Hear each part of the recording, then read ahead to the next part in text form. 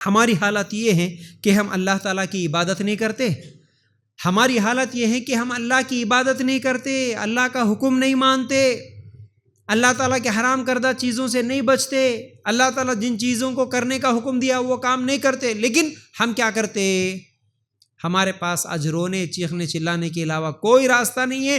ہم یہ تمام حرام کام کرتے ہوئے، یعنی گناہ بھی ہم کریں گے، سود بھی ہم لیں گے، شراب بھی ہم پئیں گے، زنا بھی ہم کریں گے، زنا کے اڈے بھی چلائیں گے، ہاں ظلم کریں گے، زیادتی کریں گے، قتل کریں گے، شرک بھی کریں گے، بدترین بدعتیں بھی کریں گے، یہ سب کرتے ہوئے بھی ہماری یہ خواہش ہے کہ پوری دنیا دیکھتے رہنا اور جبرائیل علیہ السلام پورے فرشتوں کی فوج کو لے کے اترنا اور کافروں کے اوپر کنکریاں بھیج کے یا پھر کوئی اور عذاب بھیج کے کافروں کو برباد کرنا۔ اس وقت بھی مسلمان یہ سوچتا ہے کہ اس وقت میں سیلفی لیتے ہوئے ٹھہرنا۔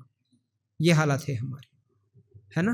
ہم کچھ بھی نہیں کریں گے، اللہ کا حکم نہیں مانیں گے، کچھ بھی نہیں کریں گے، قرآن پہ عمل نہیں، قرآن کے مطابق عمل نہیں، حدیث کے مطابق عمل نہیں، اللہ کے رسول کی سنتوں کو پوری برباد کریں گے اور اللہ کے رسول صلی اللہ علیہ وسلم کی سنتوں کے جنازے نکالیں گے، ہر گناہ ہم کریں گے، لیکن امید یہ ہے کہ فرشتے اترنا ہمارے دیکھتے ہوئے اور اللہ تعالیٰ ہماری مدد کرنا۔ کیسے ہوگی؟ کیسے آئے گی اللہ کی مدد؟ تو یاد رکھو یہ بہت بڑی غلطی ہم لوگوں کے ساتھ ہو رہی ہے، ہمارے ایمان میں کمی ہے۔ آج اصل میں ہم حکومت کرنے کے لائق بھی نہیں رہے، اسی لیے اللہ تعالیٰ ہمارے حکومتوں کو چھین لیا۔ 900 سال جو حکومت تھی کوئی معمولی بات نہیں۔ میں کبھی سوچتا ہوں کہ بھائی 900 سال مسلمان جس کنٹری پہ حکومت کرے، آج اگر وہ حکومت ہوتی تو پوری دنیا کی سب سے بڑی مسلمانوں کی حکومت ہماری کنٹری میں رہتی تھی، ہمارے اس ملک میں رہتی تھی۔ کتنی بڑی کنٹری ہے یہ، کتنا بڑا ملک ہے۔ اللہ تعالیٰ موقع دیا 900 سال حکومت کرنے کا، لیکن خود غلطیاں کر لی، اللہ تعالیٰ حکومت چھین لیا۔ آج حکومت کرنے کے لائق بھی نہیں ہیں ہم۔ کیوں؟ ہماری حکومت ہماری اپنی ذات پہ نہیں چلتی،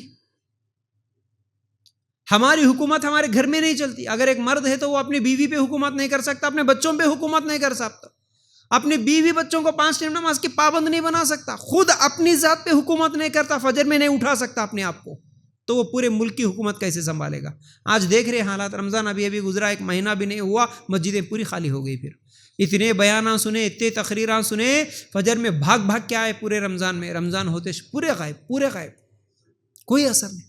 تو ہم ہماری ذات پہ حکومت نہیں کر سکتے، ہم اللہ کے احکامات کی پابندی نہیں کر سکتے، تو پھر اللہ تعالیٰ ہماری کیسے مدد کر سکتا ہے؟ یاد رکھو ہمارے پاس اللہ کی بات کی ویلیو نہیں ہے، لیکن ہم چاہتے ہیں کہ ہماری بات کی ویلیو رہنا، ہم دعا کر رہے ہماری دعا کی ویلیو رہنا، لیکن ہماری زندگی میں اللہ کی بات کی کوئی ویلیو، کوئی اہمیت نہیں رہی، اسی لیے اللہ کی مدد نہیں آ رہی۔ یاد رکھو اصل میں ہم لا الہ الا اللہ پڑھے بولے تو یہ ایک کانٹریکٹ ہے، یہ ایک کانٹریکٹ ہے جو اللہ تعالیٰ سے ہم نے وعدہ کیا تھا۔ اللہ لا الہ الا اللہ پڑھ لیے، اب تیری بات مانیں گے، اللہ اب ہماری زندگی میں تیری حکومت چلے گی، اللہ ہماری منمانی نہیں چلے گی، ہماری مرضی نہیں چلے گی۔ یہ کانٹریکٹ تھا اصل میں، اسی لیے اللہ تعالیٰ کہتا ہے سورہ نساء آیت نمبر 147 نکال کر دیکھیں گے، ما یفعل اللہ بعذابکم ان شکرتم وآمنتم وکان اللہ شاکرا علیما۔